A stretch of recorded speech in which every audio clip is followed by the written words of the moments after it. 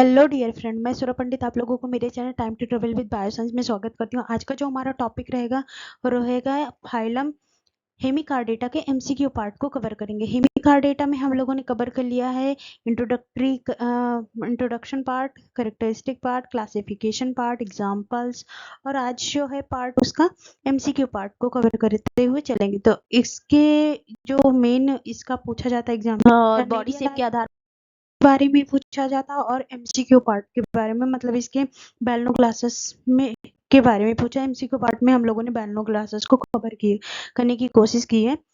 तो आप लोग इसको ध्यान से देखिएगा। बैलनो क्लासेस को मैंने अलग से भी कवर किया है, उसको भी ध्यान से देख लीजिएगा। तो ये कुछ डिफरेंस है हेमिकार्डेट्स और कार्डेट के बीच में। हेमिकार्डेट्स में क्या होता है, सबसे पहले देखते हैं नोटोकार्ड इज नॉट प्रेजेंट। इसमें नोटोकार्ड नहीं पाया जाता है। किसमें? हेमिकार्डेट में नोटोकार्ड जो होता है वो अब्सेंट होता है, जबकि जो फाइलम कार्डेट्स होते हैं उनमें नोटोकार्ड प्रेजेंट होता है। ओके, तो और हेमिकार्डेट में सेंट्रल नर्वस सिस्टम इस वेंट्रल साइड में होती है और सॉलिड होती है और डबल होती है। मतलब सेंट्रल नर्वस सिस्टम प्रेजेंट होता है जो कि कहाँ पे होता है? वेंट्रल साइड में होता है, सॉलिड होता है, डबल होता है। जबकि जो कार्डेट्स होते हैं उनमें डॉर्सल साइड में पाया जाता है। वेंट्रल मतलब अपर, लोअर, एंड डॉर्सल मतलब अपर साइड। तो सेंट्रल नर्वस सिस्टम कहाँ पाया जाता है? डॉर्सल साइड में पाया जाता है। होलो होता है, खोखला होता है, इसमें सॉलिड होता है और ये सिंगल होता है, इसमें डबल होता है। गिल स्लिट अब्सेंट होती है, इसमें फेरेंजियल गिल स्लिट जो होता है वो पाई जाती है। हर्ट जो होता है डॉर्सल साइड में होता है। ये प्रेजेंट, अगर प्रेजेंट है तो किसी किसी में हर्ट नहीं, अब्सेंट होता है। और इसमें जो हर्ट होता है वो वेंट्रल साइड में पाया जाता है, इसमें कार्डेट्स में। और जो हेमिकार्डेट्स में जो पोस्ट एनल पार्ट होता है अब्सेंट होता है, जबकि जो कार्डेट्स होते हैं उनमें पोस्ट एनल कार्ड जो होता है प्रेजेंट होता है, जो टेल लाइक स्ट्रक्चर देखने को मिलता है। ह्यूमंस में ये अब्सेंट हो गई है, लेकिन जो जैसे कि मंकी हो गए इसमें देखने को मिलती है टेल लाइक स्ट्रक्चर। ओके, तो ये प्रेजेंट होता है इनमें कार्डेट्स में। और जो हेमिकार्डेट्स होते हैं उनमें टेल लाइक स्ट्रक्चर अब्सेंट होता है। तो ये इसके डिफरेंसेस थे, एग्जाम में पूछे जाते हैं, बहुत बार पूछे गए हैं कि हेमिकार्डेट्स और कार्डेट में क्या डिफरेंस है। ऑप्शंस में दे देंगे ये एब्सेंट है, ये प्रेजेंट है, तो आप लोगों को देखना है इसमें से क्या एब्सेंट है।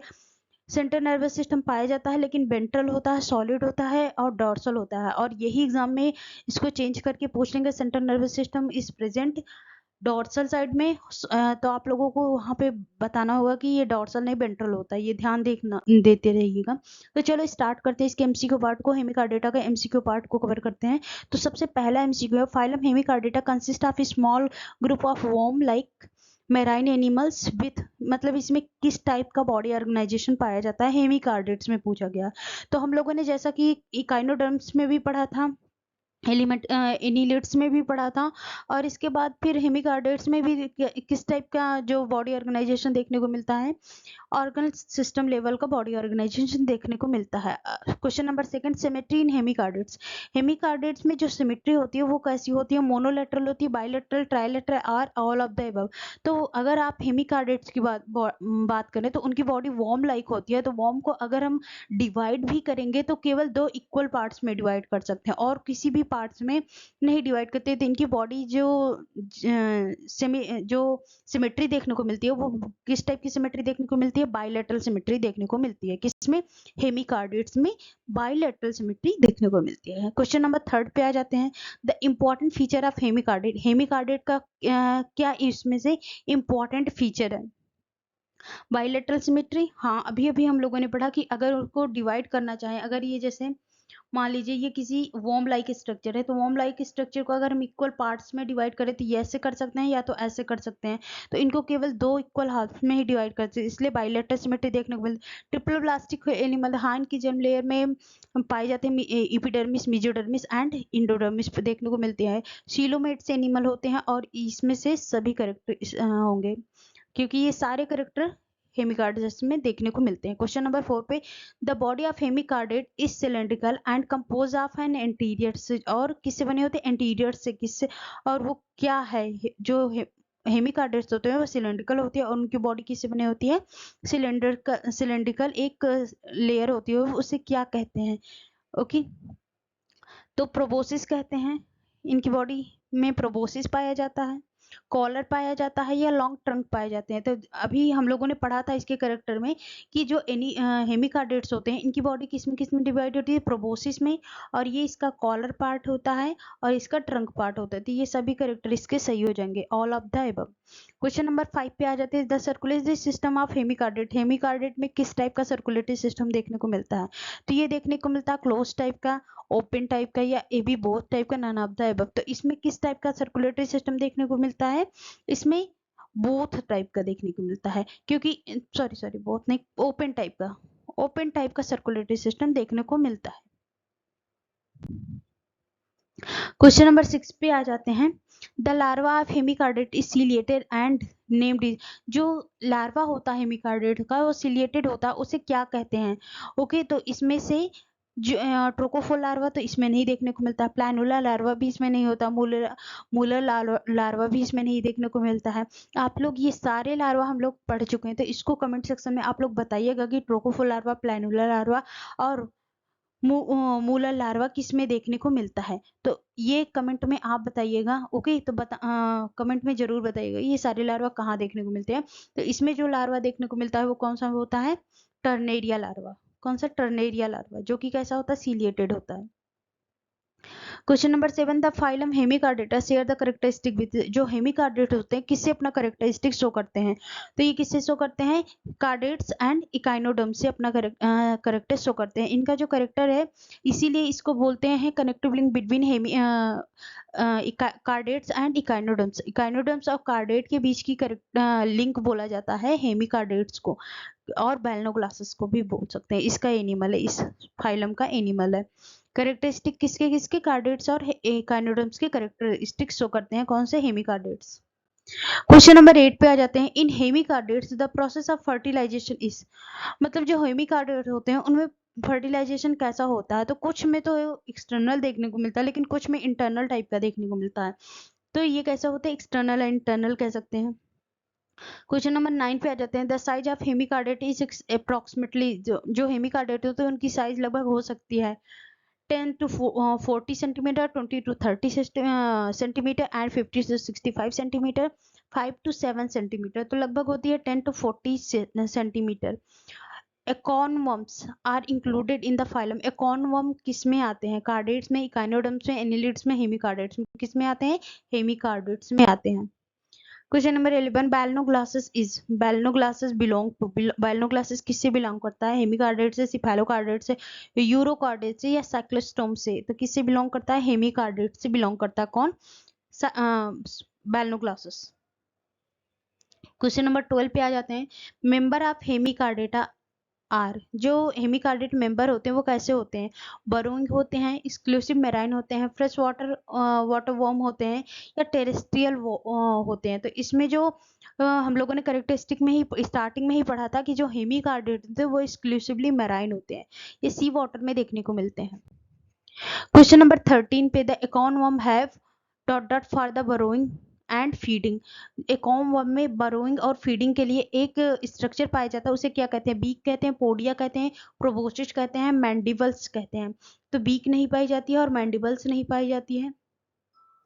पोडिया होता नहीं है तो क्या होता है? प्रोबोसिस।